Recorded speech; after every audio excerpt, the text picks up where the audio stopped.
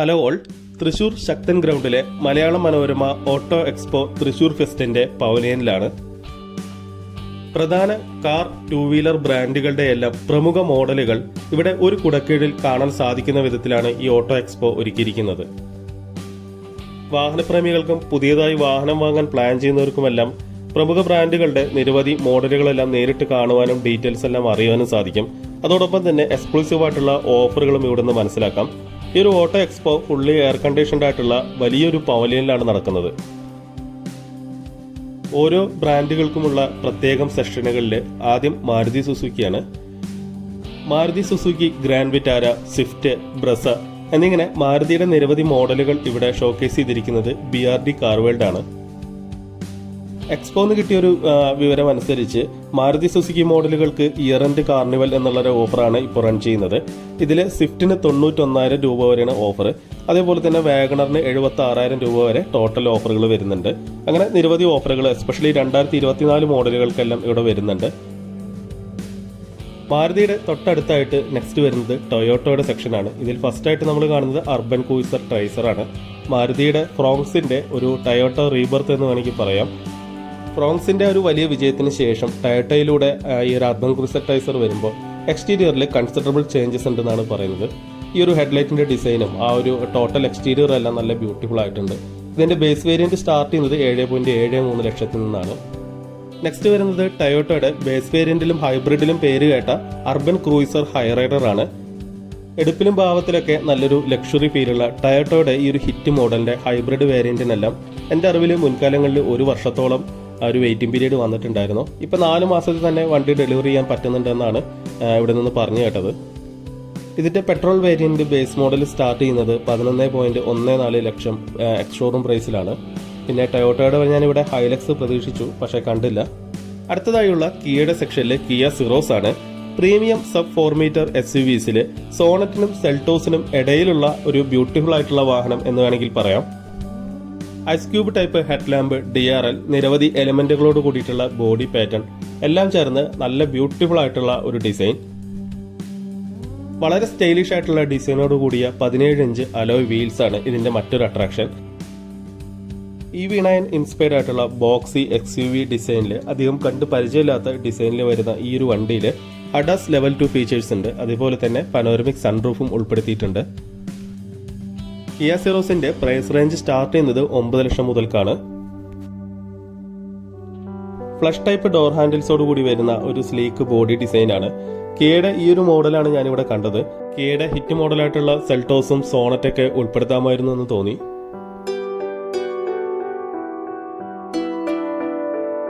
Next വരുന്നത് ടാറ്റയാണ്. രത്തൻ ടാറ്റ എന്ന ആ ഒരു വലിയ മനുഷ്യനെ പറ്റി ഈ ഒരു സമയത്ത് ഓർത്തു പോവാണ്. ടാറ്റയുടെ നിരവധി ബ്രാൻഡുകൾ ഈ ഒരു എക്സ്പോയിൽ അവതരിപ്പിച്ചിട്ടുണ്ട്. ടാറ്റയുടെ ടിയാഗോ, നെക്സോൺ, ടാറ്റ ടിഗോർ അങ്ങനെ നിരവധി മോഡലുകൾ ഈ ഒരു എക്സ്പോയിലുണ്ട്. ഈ ഓട്ടോ എക്സ്പോയിൽ EVകൾക്ക് ഇമ്പോർട്ടൻസ് കൊടുത്തിട്ടുണ്ട്. ടാറ്റ നെക്സോണിന്റെ ഒരു വൈറ്റ് കളർ ഷെയ്ഡിലുള്ള ടാറ്റ നെക്സോൺ EV ആണ് ഇവിടെ അവതരിപ്പിച്ചിരിക്കുന്നത്. എനിക്ക് പേഴ്സണലി പറഞ്ഞാൽ ഈ ഒരു വൈറ്റ് കളറിനേക്കാളും ഇതിന്റെ ബ്ലാക്ക് കളറായിരുന്നു വളരെ ഒരു ഇൻട്രസ്റ്റ് തോന്നിയിട്ടുണ്ടായിരുന്നത്. നെക്സോൺ EVയുടെ ഡാർക്ക് ഷെയ്ഡ്സിൽ ഡയറ്റോണ ഗ്രേ, എംപവേർഡ് ബ്ലാക്ക് എന്നിങ്ങനെ 2 ഓപ്ഷൻസ് ഉണ്ട്. വളരെ ബോൾഡ് ആൻഡ് എലഗന്റ് ലുക്കാണ് കേട്ടോ. ഞാനിതിന്റെ ഒരു ഷോർട്സ് ഇന്റീരിയറും എക്സ്റ്റീരിയറും ചേർന്നിട്ടുള്ളത് ചെയ്തിട്ടുണ്ട്. ഞാനിവിടെ ഐ ബട്ടണിൽ കൊടുക്കാം. അതോടൊപ്പം തന്നെ ടാറ്റ നെക്സോൺ ക്രിയേറ്റീവ് പ്ലസ് എസിന്റെ ഒരു റിവ്യൂ കൂടി ചെയ്തിട്ടുണ്ട്. അതും ഞാനിവിടെ ഐ ബട്ടണിൽ കൊടുത്തേക്കാം. ടാറ്റയുടെ സെക്ഷനിൽ അടുത്തതായിട്ട് വരുന്നത് ടാറ്റ ടിയാഗോ EV ആണ്. ടിയാഗോ EVയുടെ ഏറ്റവും പുതിയ മോഡലാണ് ഈ കാണുന്നത്. എക്സ്റ്റീരിയറിലും ലുക്ക് വൈസിലും എല്ലാം പ്രകടമായിട്ടുള്ള ചില മാറ്റങ്ങൾ ഈ ഒരു പുതിയ മോഡലിൽ വന്നിട്ടുണ്ട്. ഫ്രണ്ട് ബമ്പറിന്റെ താഴെയായിട്ട് കൊടുത്തിരിക്കുന്ന ഒരു വി കോംബ് മെട്രിക്സ് ഷേപ്പോട് കൂടിയിട്ടുള്ള ഒരു ഗ്രില്ല് കുറച്ചുകൂടി ഒരു സ്പോർട്ടി ലുക്ക് കൊടുക്കുന്നത് പോലെ തോന്നി. അതിന് മുകളിലായിട്ട് ഒരു ഗൺമെറ്റൽ പ്ലേറ്റ് ലൈനിങ്ങും ടാറ്റയുടെ കുറച്ചുകൂടി വലിയ ഒരു ലോഗോയാണ് കൊടുത്തിരിക്കുന്നത്. സൈഡ് പ്രൊഫൈലിലോട്ട് വന്നാൽ ആ ഒരു പഴയ മോഡലിൽ നിന്ന് കാര്യമായിട്ടുള്ള ഒരു വ്യത്യാസമുള്ളതായിട്ട് തോന്നുന്നില്ല. ഇനി ഇന്റീരിയറിലോട്ടൊന്ന് നോക്കാം. നെക്സോണിന് സെയിം ആയിട്ട് ഉള്ളിൽ ഡുവൽ ടോൺ കളറിൽ, അതായത് ഓഫ് വൈറ്റിലും ഒരു ഓഫ് ഗ്രേയിലും വന്നിട്ടുള്ള ഒരു ഡുവൽ ടോൺ കളറിൽ ബ്ലാക്ക് എലമെന്റോട് കൂടിയിട്ടുള്ള ഒരു ഇന്റീരിയർ ആണ് വന്നിരിക്കുന്നത്.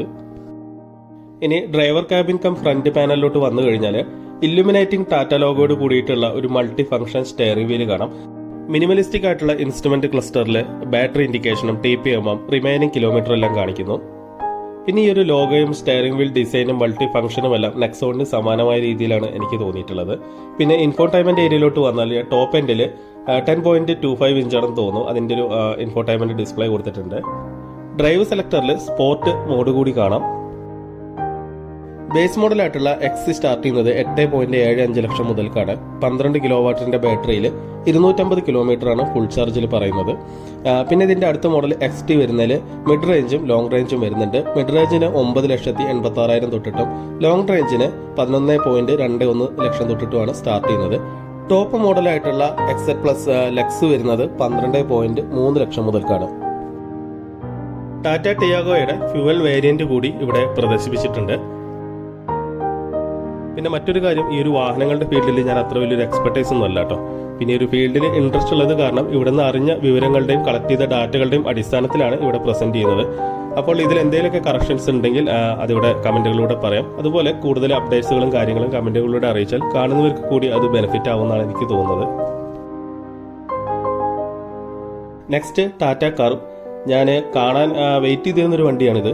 പേഴ്സണലി റെഡ് കളറിനോട് താല്പര്യമില്ലാത്ത ഒരാളാണ് ഞാൻ.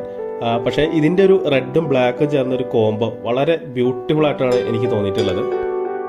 പെറ്റൽ ഡിസൈനിൽ ബ്ലാക്ക് ആൻഡ് സ്റ്റീൽ ഫിനിഷിങ്ങോട് കൂടിയിട്ടുള്ള ആ ഒരു ടയറിന്റെ ഡിസൈനും അതിന് മുകളിലുള്ള ഒരു ഗ്ലോസി ക്ലാഡിങ്ങും എല്ലാം ചേർന്ന് വളരെ ബ്യൂട്ടിഫുൾ ആയിട്ടുള്ള ഒരു ഡിസൈനാണ്. ഇതിന്റെ ഒരു റിവേഴ്സ് ലാമ്പ് കൊടുത്തിരിക്കുന്നത് കണ്ടോ. ടോട്ടൽ റെഡ് ആയിട്ടുള്ള ഒരു പ്ലാറ്റ്ഫോമിൽ ബ്ലാക്ക് ഫിനിഷിന്റെ ഉള്ളിൽ വരുന്ന നീണ്ട സ്ട്രിപ്പ് ലൈറ്റും ഷാർപ്പ് പിൻ ആന്റിനയും അതേപോലെ സീക്വൻഷ്യൽ ടേൺ ഇൻഡിക്കേറ്റേഴ്സും DRL ലാമ്പുകളും എല്ലാം ചേർന്ന് വളരെ റിച്ച് ആയിട്ടുള്ള ഒരു ബാക്ക് പ്രൊഫൈലാണ്. ടാറ്റയുടെ കാര്യത്തിൽ മാർക്ക് ഉഹാരിസ് എന്നുള്ള ആ ഒരു ഡിസൈനർ പുലി എന്ന് തന്നെ പറയാം. പുള്ളി വന്നതിന് ശേഷമുള്ള ടാറ്റയുടെ ഡിസൈനിന്റെ മാറ്റങ്ങളെല്ലാം വളരെ ബ്യൂട്ടിഫുൾ ആണ്. ലക്ഷറി വാഹനങ്ങളിൽ കണ്ടുവരുന്ന SUV കൂപ്പെ ഡിസൈനാണ് ഈ ഒരു ടാറ്റ കർവിന് വരുന്നത്. ഇന്റീരിയറും കൂടി ജസ്റ്റ് ഒന്ന് നോക്കാം. നല്ല പ്രീമിയം അപ്പിയറൻസ് ഉള്ള മൾട്ടിപ്പിൾ കളർ ഫിനിഷിൽ വരുന്ന ഇന്റീരിയറും ഫ്രണ്ട് പാനൽസുമാണ്. വെന്റിലേറ്റഡ് സീറ്റുകളാണ്. 10.5 ഇഞ്ചിന്റെ ഇൻഫോടൈൻമെന്റ് ഡിസ്പ്ലേയും 10 ഇഞ്ചിന്റെ ഇൻസ്ട്രുമെന്റ് കൺസോളും കൊടുത്തിട്ടുണ്ട്. മൾട്ടിപ്പിൾ ലാംഗ്വേജ് സപ്പോർട്ട് ചെയ്യുന്ന വോയിസ് കമാൻഡ് സപ്പോർട്ട് ഉണ്ട്. അതുപോലെ തന്നെ ഒരുവിധം എല്ലാ കണക്ടിവിറ്റികളും ഉണ്ട്. വോയിസ് അസിസ്റ്റഡ് ആയിട്ടുള്ള പനോരമിക് സൺറൂഫ് ആണ്. ഇലക്ട്രിക്കലി കൺട്രോൾ ചെയ്യാം. അതുപോലെ തന്നെ സൺറൂഫിന്റെ അടിയിലുള്ള ആ ഒരു ഷെയ്ഡ് പാഡ് നമുക്ക് ഇലക്ട്രിക്കലി ഓപ്പൺ ആൻഡ് ക്ലോസ് ചെയ്യാം. Close sunroof.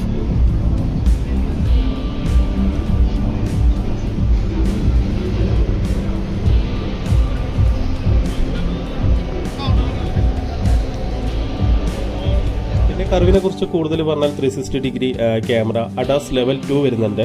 Electronic gear shift, drive modes, JBL music സിസ്റ്റമാണ് വരുന്നത്. 9 സ്പീക്കേഴ്സ് വരുന്നുണ്ട്. ഇലക്ട്രിക് പാർക്കിംഗ് കൺട്രോൾസ് വരുന്നുണ്ട്. അങ്ങനെ നിരവധി ലക്ഷറി ഫീച്ചേഴ്സുകൾ ഈ ഒരു വാഹനത്തിൽ വരുന്നുണ്ട്. ലുക്ക് കൊണ്ടും ഫീച്ചേഴ്സ് കൊണ്ടും ബോൾഡ് ആൻഡ് എലഗന്റ് എന്ന് പറയാവുന്ന ഒരു അഡാർ ഐറ്റം എന്നാണ് എനിക്ക് തോന്നിയത്. ഇതിന്റെ പെട്രോൾ ബേസ് മോഡൽ വരുന്നത് എക്സ്-ഷോറൂം പ്രൈസ് 10 ലക്സ് ആണ്. പെട്രോളിലെ ഉയർന്ന വേരിയന്റായ DC ട്രാൻസ്മിഷനോട് കൂടിയുള്ള മോഡലിന് വരുന്നത് 20.03 ലക്സ് എന്നാണ് സ്റ്റാർട്ട് ചെയ്യുന്നത്. ഡീസലിന്റെ ഉയർന്ന വേരിയന്റ് ആയിട്ടുള്ള DCA മോഡലിന് വരുന്നത് 23.23 ലക്സ് എന്നാണ് സ്റ്റാർട്ട് ചെയ്യുന്നത്. പവനയിൽ അടുത്തത് വരുന്നത് മഹേന്ദ്രയുടെ വണ്ടികളാണ്. മഹേന്ദ്ര XUV തന്നെ ഫ്രണ്ടിലായിട്ട് പ്രദർശിപ്പിച്ചിട്ടുണ്ട്. മഹീന്ദ്രയെ സംബന്ധിച്ച് ഇതിന്റെ ഒരു മെയിൻ അട്രാക്ഷൻ ഈ ഒരു മാൻലി ആയിട്ടുള്ള ബോൾഡ് ലുക്ക് തന്നെയാണ്. മഹീന്ദ്രയുടെ ഈ കാണുന്ന 3XO model piano black glossy ഫിനിഷിലെ ടിൻ പീക്ക് ലോഗോട് കൂടി ഒരു വൈൽഡ് കാറ്റ് ലുക്കായിട്ടാണ് എനിക്ക് തോന്നിയിട്ടുള്ളത്. പ്രത്യേകിച്ച് ഈ ഒരു ബ്ലാക്ക് കളർ ഷെയ്ഡ് വരുന്നത്. Front head lamp, DRL, fog lamp എല്ലാം ചേർന്ന് ഒരു ലൈറ്റിംഗ് കോമ്പാക്ട് യൂണിറ്റ് ആയിട്ട് തന്നെയാണ് ഈ ഒരു ഹെഡ് ലാമ്പ് സെക്ഷൻ ഇവിടെ വരുന്നത്. സബ് കോമ്പാക്ട് SUV റേഞ്ചിൽ വരുന്ന ഈ ഒരു മഹീന്ദ്ര 3XOന് ഒരുപാട് മോഡലുകൾ പെട്രോൾ ഡീസലായിട്ട് വരുന്നുണ്ട് കേട്ടോ. സാധാരണക്കാരന് ഏറെക്കുറെ അഫോർഡബിൾ ആയിട്ടുള്ള പ്രൈസ് റേഞ്ചിൽ 6 എയർ ബാഗ് ADAS അടക്കമുള്ള എക്സ്ക്ലൂസീവ് സേഫ്റ്റി ഫീച്ചേഴ്സും പ്രീമിയം ഫീച്ചേഴ്സും ബേസ് വേരിയന്റിൽ തന്നെ ഉൾപ്പെടുത്തിയിട്ടുള്ള ഒരു മോഡലാണ് ഈ ഒരു 3XO series.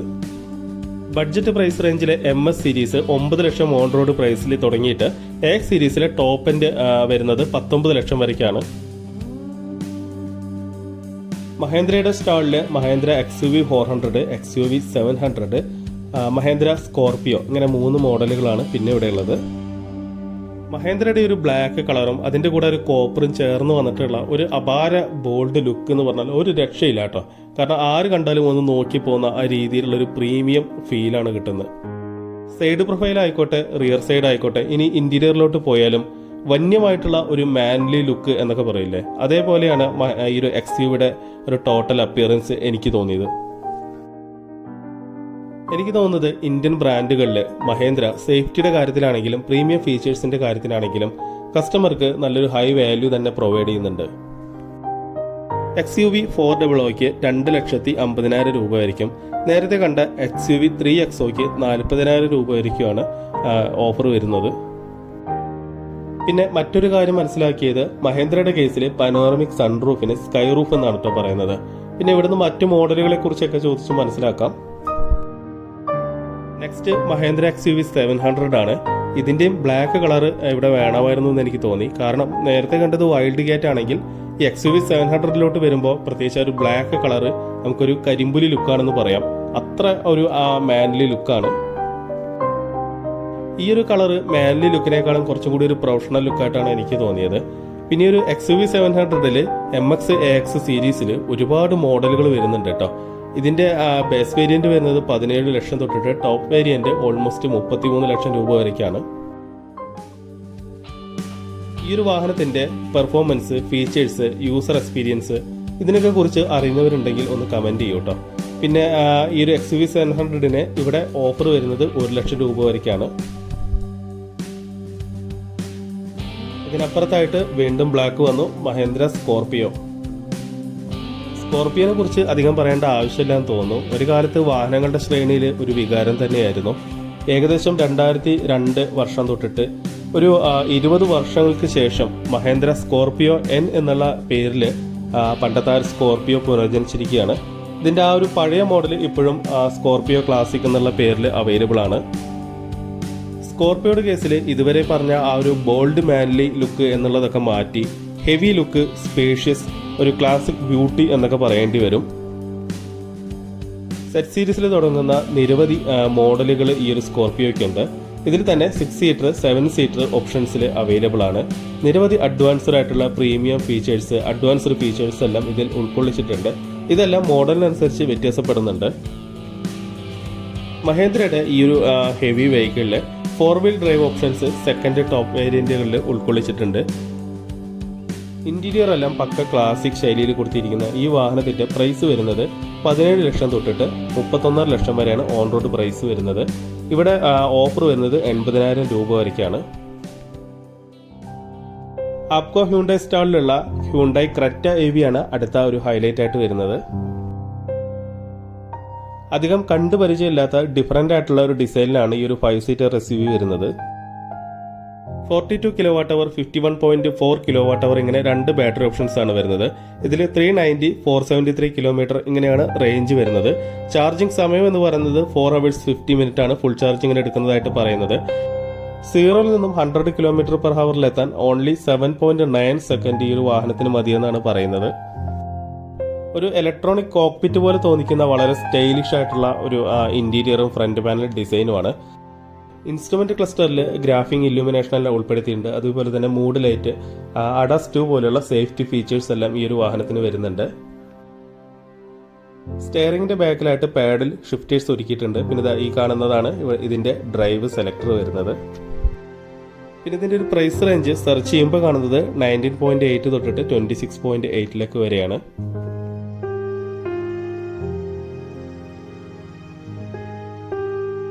EVM jeep സ്റ്റോളിലുള്ള jeep Meridian ആണ് ഈ കാണുന്നത്.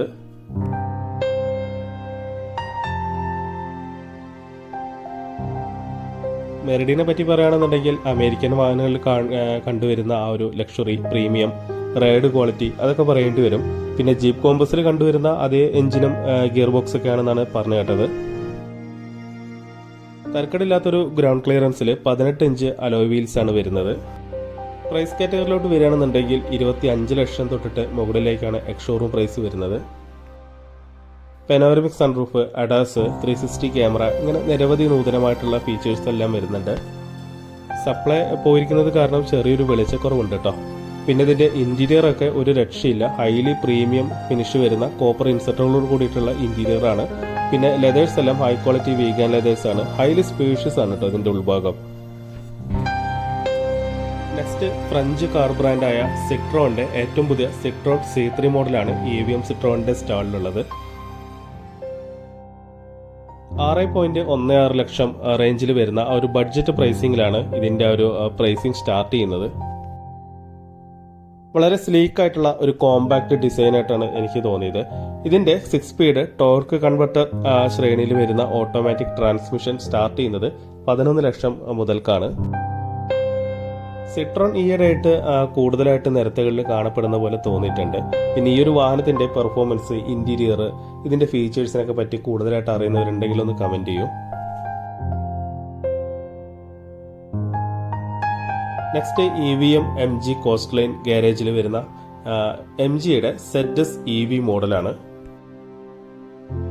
മോറിസ് ഗാരേജ് ഇപ്പോൾ ചൈനീസ് ഉടമസ്ഥയിലാണെങ്കിലും അവരുടേതായിട്ടുള്ള ഒരു യുണീക്ക് സ്റ്റൈൽ തന്നെയാണെന്നാണ് എനിക്ക് തോന്നിയിട്ടുള്ളത്. അത് ഇന്റീരിയറിലാണെങ്കിലും എക്സ്റ്റീരിയറിലാണെങ്കിലും എല്ലാം വേറിട്ട് കാണാം. MGയുടെ വാഹനങ്ങൾ പൊതുവെ മോഡേൺ ഫീച്ചേഴ്സ് എല്ലാം വാരിക്കോരി കൊടുത്തുകൊണ്ടാണ് ഇറങ്ങാറുള്ളത്.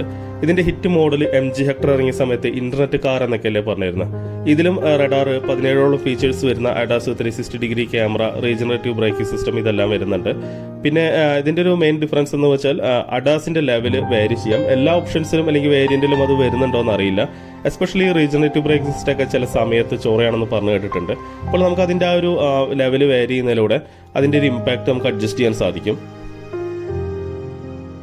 ഫിനിഷ് കാഴ്സിൽ വോക്സ്വാഗൺ ടൈഗൂൺ ആണ് അടുത്തതായിട്ട് വരുന്നത്. വോക്സ്വാഗൺ ടൈഗൂണിന്റെ പ്രൈസ് റേഞ്ച് സ്റ്റാർട്ട് ചെയ്യുന്നത് 10.89 ലക്ഷം മുതൽക്കാണെന്നാണ് അഡ്വർടൈസ്മെന്റിൽ ഞാൻ കണ്ടത്. പിന്നെ ഈ ഒരു GT ലൈനിലോട്ട് വരുമ്പോൾ ഇതൊരു സ്പോർട്ട് വേരിയന്റ് ആണ്. ഇതിന് GT പ്ലസ് ലൈൻ എന്നുള്ള മറ്റൊരു വേരിയന്റ് കൂടി വരുന്നുണ്ട്.